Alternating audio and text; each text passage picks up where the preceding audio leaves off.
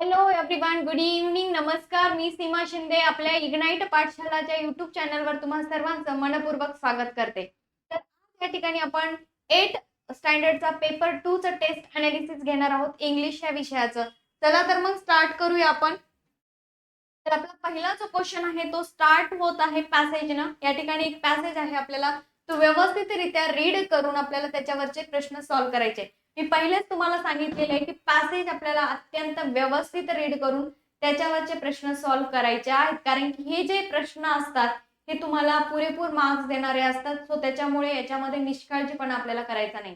We have to read passage properly, then we have to solve the question. See, Rahul is a kind boy.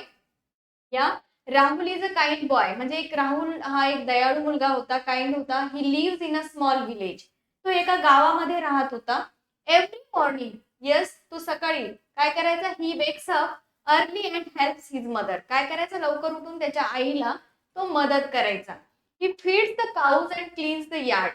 Yes, तो काऊला भरवायचा आणि ते जे काही काऊचं गोठा वगैरे होता ते क्लीन पण करायचा.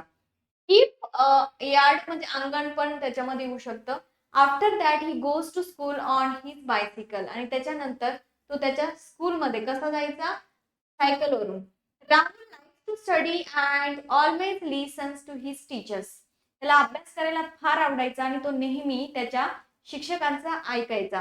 His favourite subject is English. त्याचा जो फेवरेट सब्जेक्ट होता तो कोणता होता? इंग्लिश होता. इन द इव्हिनिंग, आणि संध्याकाळी he plays with his friends and then does his homework. तो संध्याकाळी त्याच्या फ्रेंड सोबत खेळायचा आणि त्याचा होमवर्क कंप्लीट करायचा.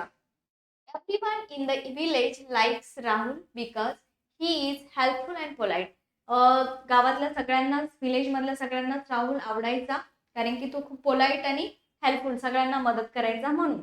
तो अशा प्रकारचा एक छोटासा पॅसेज आहे. आता त्याच्यावरचे प्रश्न. Okay, where does Rahul live? Rahul कुठे राहतो? तो आता बघा, जर तुम्ही पॅसेज, मी तुम्हाला पहिलेच सांगितलंय की पॅसेज वरचे जे प्रश्न आहेत त्याचे उत्तर जर तुम्ही पॅसेज व्यवस्थित रीड केला तर ह्या प्रश्नांचे उत्तर तुमचे चुकणार नाहीच आहे. येस, कारण की उत्तर तुम्हाला बऱ्याचदा पॅसेज मध्येच मिळतं. So where does Rahul live? So बघा, इथे उत्तर तुमचं आहे already. He live in small village. कुठे राहतो तो? In small village. या ठिकाणी सिटीचा काही उल्लेख नाहीये, टाउनचा पण काही उल्लेख नाही, किंवा फॉरेस्ट मध्ये राहतोय असं सुद्धा त्या ठिकाणी काही उल्लेख नाहीये. तो आपला आन्सर या ठिकाणी सरळ आहे, option number B, in village. कुठे राहतो मग राहुल? विलेज मध्ये राहतो, कारण की पहिल्याच लाईन मध्ये आपलं उत्तर त्या ठिकाणी आहे. चला नेक्स्ट प्रश्न बघा. सेम पॅरेग्राफ आहे. तो या ठिकाणी दुसरा प्रश्न ह्याच पॅरेग्राफ वरती आहे. What does Rahul do in the morning? Rahul in the morning म्हणजे सकाळी काय करतो? येस, आताच आपण रीड केलंय. Every morning he wakes up early and helps his mother. Okay, ही पहिली गोष्ट राहुल करतो. येस, आणि दुसरी, he feeds the cows and cleans the yard. Yes, आता इथे काय ऑप्शन मध्ये दिलेले बघा आता. Playing with friend. तो सकाळी तर खेळत नाही मित्रांसोबत, कारण की हा, तो मित्रांसोबत खेळतो, पण केव्हा खेळतो? इन द इव्हिनिंग असं सांगितलेलं आहे पॅसेज मध्ये.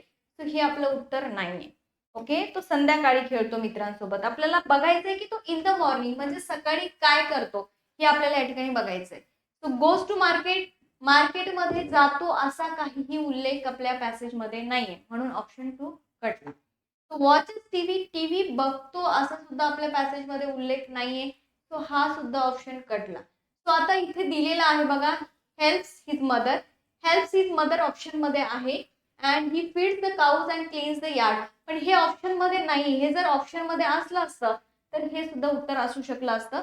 सो बट इथे ऑप्शन एकच आहे की तो त्याच्या आईला सकाळी मदत करतो, म्हणून आपला ऑप्शन कोणता क्लिअर आहे? Then option number C is the correct answer.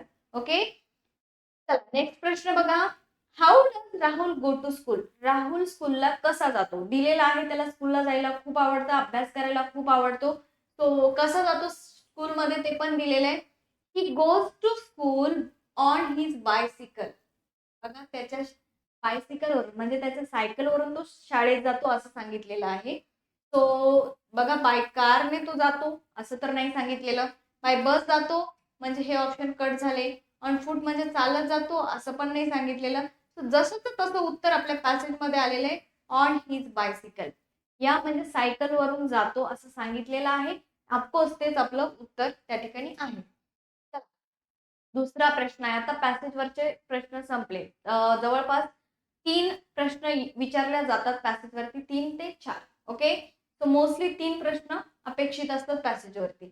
आता बघा, दुसरा प्रश्न आहे, Sita likes mango, apple, banana, but सीताला मँगो, ॲपल, बनाना आवडतं, पण हर इथे पुढे कुठला वर्ड येणं अपेक्षित आहे याच्यानुसार, ऑप्शननुसार. स्वीट.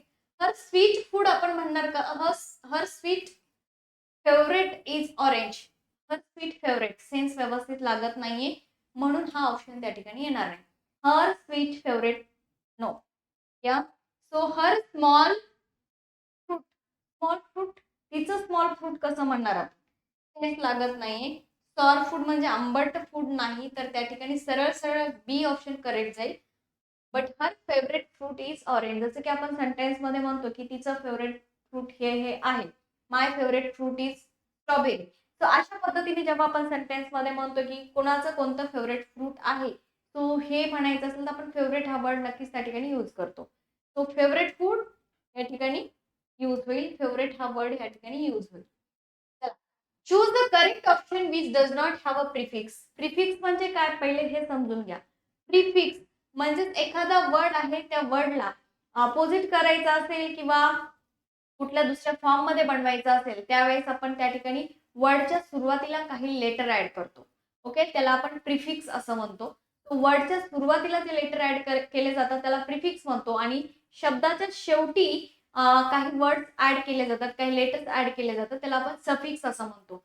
तर इथे प्रिफिक्स कुठला वर्ड असा आहे ज्याला प्रिफिक्स नाहीये? तर बघूया. अनहॅपी. Yes, happy. हॅपी हा वर्ड आहे, पण याचा अपोजिट करण्यासाठी आपण अनहॅपी हा वर्ड यूज करतो. म्हणजे त्याचा प्रिफिक्स काय आहे? अनहॅपी. म्हणजे याला प्रिफिक्स आहे. री राईट, पुन्हा लिहिणे. राईटला री लावलाय, तो वर्ड मिनिंगफुल आहे. तो म्हणजे प्रिफिक्स आर ई आहे त्याचं. Then impossible. पॉसिबल चा अपोजिट वर्ड आहे इम्पॉसिबल. तर इम्पॉसिबलचं प्रिफिक्स काय आहे मग? आय एम आहे. तो रिटर्न हा जो आहे हा मूळ शब्द आहे, त्याला कुठलंही प्रिफिक्स ऍड केलेलं नाहीये. तो मूळ रूट वर्ड आहे. So there is no prefix for the return. तो म्हणून ऑप्शन नंबर सी आहे की त्याला काय नाहीये? प्रिफिक्स नाही. चला, नेक्स्ट प्रश्न बघा. Choose the correct phrase to make a meaningful sentence. Okay, आपल्याला या ठिकाणी फ्रेज म्हणजे बघायचे आहे की कुठली व्यवस्थित त्या ठिकाणी बसेल, आणि फ्रेजेस आपण घेतलेले आहेत आपल्या सिलेबस मध्ये. Okay, the teacher sed. Teacher म्हणाले, काय म्हणाले? Dad has the board and copy the answers. म्हणजे टीचर काय म्हणणार आहे? बोर्ड कडे बघा आणि आन्सर कॉपी करा. तो काय म्हणणार मग? Look after board. Look after म्हणजे काय? यस, काळजी घेणे, टेक केअर. तर बोर्डची काळजी घ्यायला टीचर सांगणार आहे का? नो. Look into.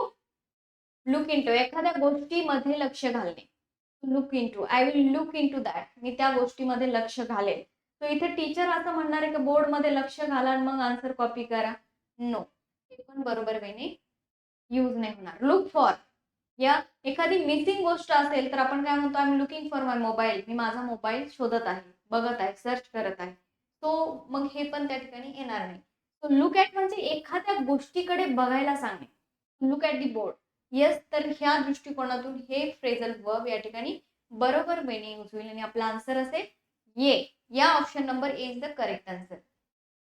बघा आता, choose correct alternative to make meaningful sentence. आपल्याला या ठिकाणी करेक्ट अल्टरनेटिव्ह चेक करून मिनिंगफुल सेंटेन्स बनवायचा आहे. तो आता कुठलाही सेंटेन्स बनवत असताना, टेन्स कुठलाही असू द्या, डिसाइडेड या ठिकाणी दिलेला आहे म्हणजे नक्कीच हा सिंपल पास्टचा एक्झाम्पल आहे.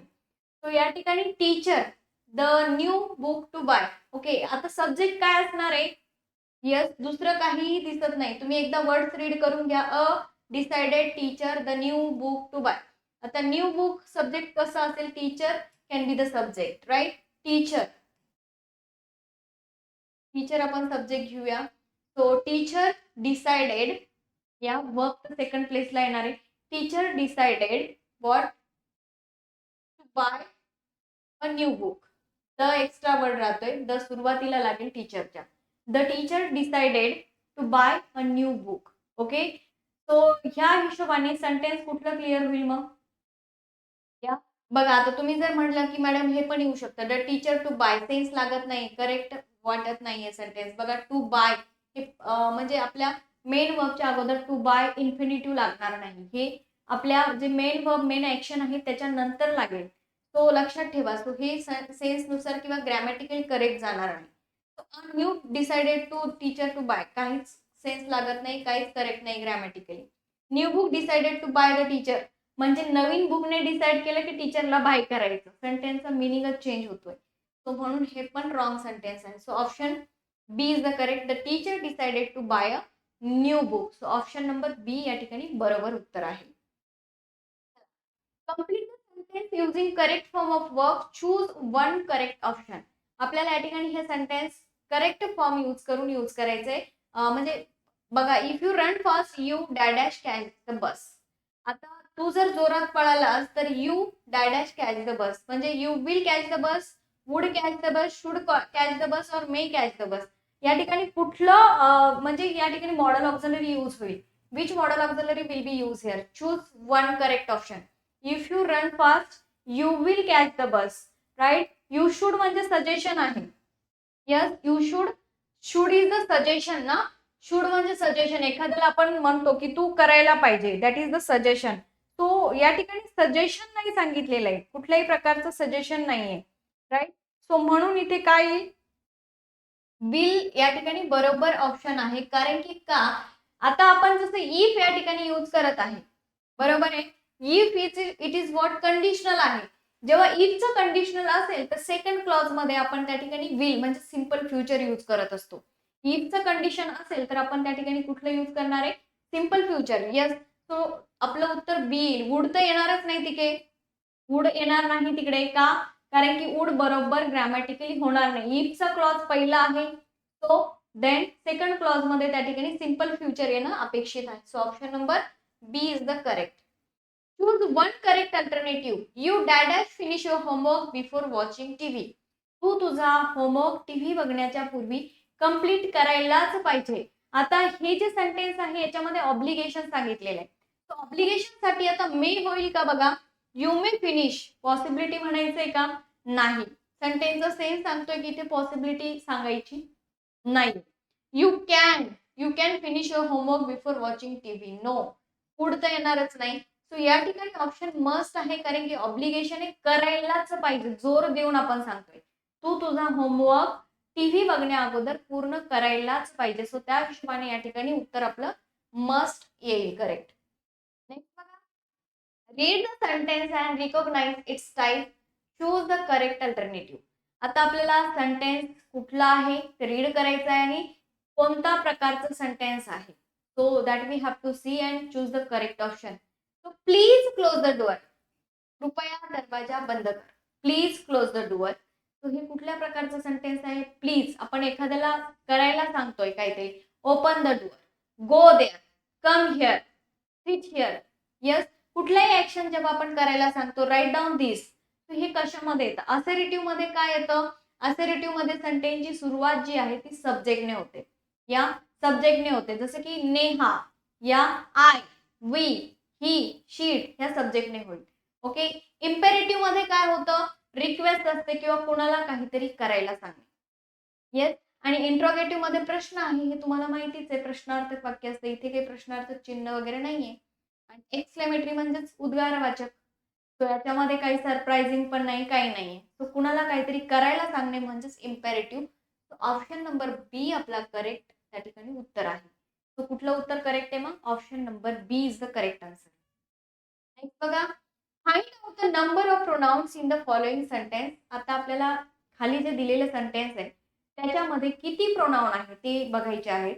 जसं की she told them that they should help her. She told them that they should help her. Then find out the pronouns. How many pronouns are there in this sentence? It's very easy to find out. बघा मग, शी pronoun आहे ना, किती झालं? एक. Told them, दोन. That या ठिकाणी प्रोनाउन म्हणून काम करत नाही, सेंटेन्स कनेक्ट करण्याचं काम करत आहे. दे, तीन. Then her, how many? Four. आणि आपला ऑप्शन त्या ठिकाणी अवेलेबल आहे. So there are how many pronouns then? 4 pronouns are there. Next question. Choose the correct alternative of passive voice. Passive voice साठी आपल्याला करेक्ट अल्टरनेटिव्ह कुठला आहे ते बघायचं.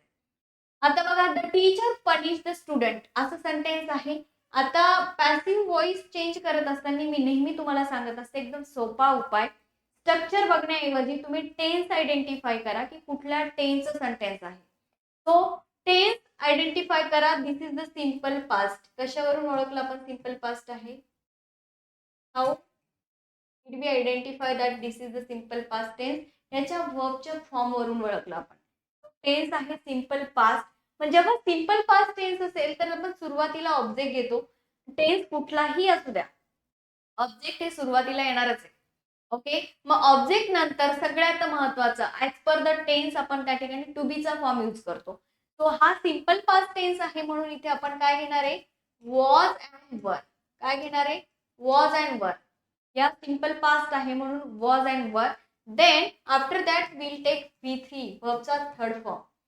त्याच्यानंतर बाय अँड देन सब्जेक्ट. या बाय अँड देन सब्जेक्ट. तर मग बघा आता तुम्ही ऑब्जेक्ट कोणता आहे? The student is the object. कोणत्या कोणत्या सेंटेन्स मध्ये द स्टुडंट आहे? जवळपास सगळ्याच सेंटेन्स मध्ये द स्टुडंट आहे.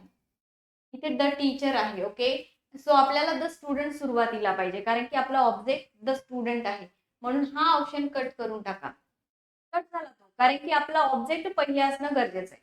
द स्टुडंट वॉज आपल्याला असायला पाहिजे सेंटेन्स मध्ये कारण की this is the sentence of simple past. Okay, the student was punished. मिळालं की उत्तर आपल्याला. The student was punished V3 form by the teacher. Correct वेने आहे. आता इथे बघा काय आहे? The student punished.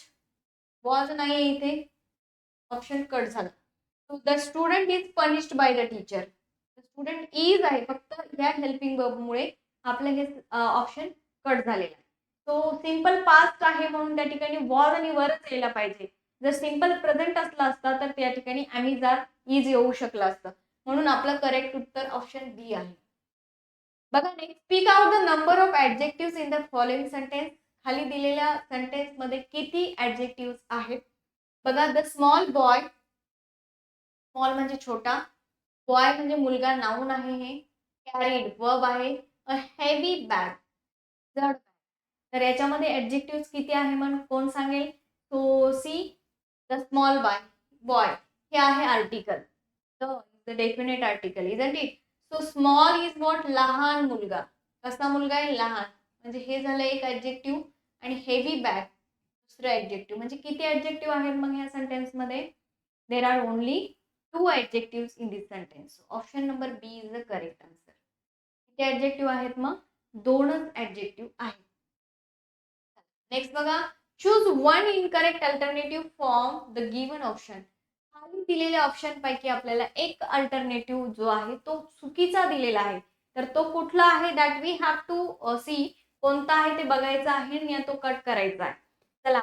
Bad, bad, worst, worst. तुमच्या लक्षात आलंय का हे जे ऑप्शन्स या ठिकाणी आपल्याला दिलेले आहेत ते कुठले ऑप्शन्स आहेत? येते लक्षात? These are the what? Positive, comparative and सुपरलेटिव्हचे ऑप्शन आहे. तो मग कुठला ऑप्शन हा करेक्ट नाहीये, जो आपल्या डिग्री मध्ये बसत नाही, तो कोणता आहे ते बघायचं आपल्याला. बघा, बॅड, वर्स्ट, वर्स्ट बरोबर आहे. Small, comparative smaller and superlative form of small is smallest. Okay. Big, more big और मोस्ट बिग बरोबर आहे का? बघा, हॅपी, हॅपियर अँड हॅपीएस्ट हे पण बरोबर आहे. सो बिगचं मोर बिग तुम्ही कधी ऐकलंय का? बिग, बिगचं काय आहे? सुपरलेटिव्ह बिगर आहे. बिगचं superlative is bigger, sorry comparative is bigger and superlative is biggest. What is that? Biggest. तो म्हणून हा ऑप्शन जो आहे ऑप्शन नंबर सी हा आपला आन्सर आहे की ते करेक्ट वेने त्या ठिकाणी यूज नाही झाले. It is the incorrect option. Okay, म्हणून ऑप्शन सी आपलं उत्तर आहे. Choose the correct alternative. Rahul won the race. His teacher said that job. राहुलने रेस जिंकली आहे तर त्याचे टीचर त्याला काय म्हणतील? या ग्रीट जॉब. ग्रीट, ग्रीट करण्यासाठी यूज करतो आपण ग्रेट. कोणतं ग्रेट आहे? बरोबर आहे का स्पेलिंग की ग्रॅट? तो या पोस्ट ग्रेट जॉब असंच म्हणतील. तो खूप सोपा प्रश्न आहे. सो ऑप्शन नंबर 1 या ठिकाणी आपलं बरोबर उत्तर आहे. नेक्स्ट बघा, look at the email screen. Email दिसतोय सगळ्यांना, तुम्हाला स्क्रीनवर ईमेल दिसत असेल. So look at the email screen and answer the question. Okay, email screen तुम्हाला स्क्रीनवरती दिसतो आहे, मी असं अज्युम करते. And what do you click to write a new email. नवीन मेल तुम्हाला राईट करायचं असेल तर त्याच्यासाठी तुम्हाला काय करावं लागेल? So can you see this? बघू शकता तुम्ही हा या ठिकाणी मी पिक ऍड केलेला आहे. सो काय आपल्याला करावं लागेल? येस, काय करणार तुम्ही नवीन मेल राईट करण्यासाठी? सो सेंड आपण कशासाठी करतो? पाठवण्यासाठी करतो. येस, पहिले लिहावं तर लागेल ना आपल्याला. इनबॉक्स, इनबॉक्सचा काय संबंध आहे? इनबॉक्स मध्ये किती नवीन मेल्स आलेले ते आपण बघणार. या बघा, जेव्हा तुम्हाला नवीन मेल लिहायचा असतो तर आपण मेल कंपोज करतो. काय करतो? कंपोज. म्हणजे तुमचं उत्तर तुम्हाला इथे प्लस वरती जाऊन कंपोज करावं लागेल. ऑप्शन नंबर सी तुमचं त्या ठिकाणी उत्तर असेल. बघा, या ठिकाणी एक नवीन छोटासा पॅसेज आहे. त्या पॅसेज वरती प्रश्न विचारलेले आहेत. चला बघूया. Neeraj Chopra was honoured by the Haryana government for winning a gold medal in an international sports event. Neeraj चोप्राला हरियाणा गव्हर्नमेंटने काय केलंय? ऑनर्ड केलंय, म्हणजे सन्मान दिलाय. कशाबद्दल? For winning a gold medal in international sports event. तर त्यांनी ऑनर्ड म्हणजे सन्मान दिलाय गोल्ड मेडल इंटरनॅशनल स्पोर्ट मध्ये जिंकल्यामुळे. A grand ceremony was organised in Chandigarh. तो सेरेमनी होता, जो समारंभ होता, तो कुठे ऑर्गनाइज केला? चंदीगडमध्ये. He was awarded a cash prize of 5 crore. त्याला किती पैशांचा अवॉर्ड मिळाला? 5 करोडचा cash. Okay. His coach was also honoured for his guidance and support. आणि त्याच्या कोचला सुद्धा सन्मान मिळाला. कशाबद्दल? त्यांच्या गायडन्स आणि सपोर्टमुळे. Neeraj thank the government and his coach for the encouragement. नीरजनी म्हणजे हरियाणा गव्हर्नमेंटला काय केलं? म्हणजे धन्यवाद केला आणि त्याच्या कोचला पण धन्यवाद केलं. कशासाठी? प्रोत्साहन देण्यासाठी. So Neeraj Chopra was honoured by the डॅडॅश गव्हर्नमेंट. बघा, मी तुम्हाला पहिलेच सांगितलंय की हे जे प्रश्न आहेत पॅसेज वरती विचारलेले, हे प्रश्नांचे उत्तर तुमचे चुकू शकत नाही, कारण की उत्तर तुम्हाला तिथेच मिळतं. सो त्याच्यामुळे प्रश्न व्यवस्थित वाचायचा आहे आणि व्यवस्थित उत्तर द्यायचं आहे. तो Neeraj Chopra was honoured by the Haryana government, हे आपल्या पहिल्याच लाईन मध्ये उत्तर आपल्याला मिळालेलं आहे. बघा, honoured by the Haryana government, इथेच तुमचं उत्तर आहे. सो ऑप्शन नंबर बी या ठिकाणी उत्तर आहे. Choose the correct synonym of the word rapid. Rapid म्हणजे एकदम फास्ट, जोरात. ओके, सो याचा करेक्ट सिनोनिम काय आहे खालील दिलेल्या ऑप्शन पैकी? स्लो म्हणजे काय? हळू. अपोजिट वर्ड झाला हा. आपल्याला सिनोनिम म्हणजे समानार्थी शब्द शोधायचा आहे. वीक म्हणजे पटकन, फास्ट. राईट. वीक म्हणजे कमजोर. लेट म्हणजे काय? उशीर. मग कुठला येईल सांगा बरं मला. Which will be the opposite? नाही, सिनोनिम आहे, समानार्थी आहे. तर एकच या ठिकाणी आहे, quick. Option number B, fast. Okay, choose the correct word. Ravi is my डॅडॅश friend. Good friend, well friend, best friend और बेटर फ्रेंड. मी नेहमी म्हणतात तो माझा बेस्ट फ्रेंड आहे, तो माझा चांगला मित्र आहे. So Ravi is my good friend नाही म्हणत. ओके, जर हिज माय असलं असतं तर that is a different. So best will be there. Actually best is the answer. So Ravi is my best friend असंच आपण म्हणतो दरवेळेस. So best is the correct answer. Complete the sentence. If it rains we dad stay at home. If it rains we dad stay at home. बघा प्रश्नाचा type. If it rains, इफचा काय आहे? या ठिकाणी क्लॉज आहे, इफचा सेंटेन्स आहे. तर दुसऱ्या क्लॉज मध्ये विल या ठिकाणी ऑटोमॅटिकली यूज होणार आहे. सो ऑप्शन नंबर सी तुमचं आन्सर. आपण पहिल्याच सेंटेन्स मध्ये बघितलं की जेव्हा अशा प्रकारचा प्रश्न विचारला जातो, इफचा क्लॉज असेल तर दुसऱ्या सेंटेन्स मध्ये आपण त्या ठिकाणी सिंपल फ्युचर घेणार आहोत. So option number C is the correct answer. Find the odd one out. खाली दिलेल्या शब्दांपैकी वेगळा शब्द कोणता आहे? Which is the odd one out? Apple, mango, carrot, banana. Which is the odd one out? कसं ओळखणार? Apple is the fruit. Mango is also fruit. Banana is fruit but carrot is fruit or vegetable. काय आहे? Vegetable आहे. त्याचबरोबर crate हे जमिनीच्या खाली सुद्धा येतं. ऑप्शन नंबर सी हा वेगळा आहे. Choose the correct opposite word. Correct opposite word आपल्याला बघायचं आहे. बिगचा करेक्ट अपोजिट वर्ड काय? Tall in, fat in, small or long. Correct opposite word. Tall म्हणजे उंच, राईट. फॅट म्हणजे जाड. बिग म्हणजे मोठा ना. स्मॉल म्हणजे लहान. लॉंग म्हणजे लांब. मग काय सांगा बरं correct opposite word. So that will be small ना. बिग मोठा आणि स्मॉल लहान. Opposite word. Identify the sentence type. सेंटेन्सचा टाइप कुठला आहे? Please sit down. प्लीज खाली बस. आत्ताच आपण अशा प्रकारचं सेंटेन्स बघितले. इकडे जा, तिकडे जाऊ नकोस, हे कर, ते करू नकोस. म्हणजे कुणाला काहीतरी करायला सांगणे किंवा करायला न सांगणे. That is what. कुठल्या टाईपचं सेंटेन्स आहे ते? That is imperative sentence. म्हणजे त्यालाच आपण म्हणतो आज्ञार्थी वाक्य. असेरेटिव्ह मध्ये सेंटेन्सची जी सुरुवात असते ती सब्जेक्टने होते आणि या सब्जेक्ट निघून काय असतं त्याच्यामध्ये कुणाला काही करायला सांगायचं नाहीये. असेरेटिव्ह दॅट इज ओनली असेरेटिव्ह. सब्जेक्टने स्टार्ट होते. डुअर असतो. तो इंट्रोगेटिव्ह म्हणजे प्रश्न आहे. या शेवटी प्रश्नार्थक चिन्ह सेंटेन्सची सुरुवात ही हेल्पिंग वर्बने होणार किंवा डब्ल्यूएच वर्डने होणार. एक्सक्लेमेटरी काय आहे मग? Surprises, sudden feelings, sudden expression. तर याच्यामध्ये एक्सक्लेमेशन मार्क सुद्धा येतं. सो म्हणून ते एक्सक्लेमेटरी सेंटेन्स आहे. सो आपलं उत्तर काय मग? इम्पेरेटिव्ह. Please sit down. खाली बस कृपया. या she dash to school every day. She dash to school every day. ह्या सेंटेन्स मध्ये कुठला वर्ड करेक्टली बसेल? शी गो बसेल का? गो बरोबर येईल. शी गो हे सिंपल प्रेझेंटचं सेंटेन्स आहे. एव्हरी डे म्हणजेच तिची रेग्युलर ऍक्शन सांगितलेली, राईट. मग त्या ठिकाणी शी सोबत गो येईल की गोज येईल? गोईंग तर येणार नाही. गोईंग आपण कंटिन्युअस मध्ये इज लागेल. She is going to school असं होईल. गॉन ही पास्ट पार्टिसिपल आहे म्हणजे ते हॅव, हॅज, हॅड किंवा विल हॅव त्याच्यासोबत यूज होईल. तो या ठिकाणी जो करेक्ट ऑप्शन आहे B. She goes to school every day. तो का गोज यूज केला आपण? कारण की सिंपल प्रेझेंट मध्ये जर सब्जेक्ट ही, शी, इट किंवा थर्ड पर्सन सिंग्युलर असेल तर त्या ठिकाणी आपण वर्बला es, es, I S use करतो.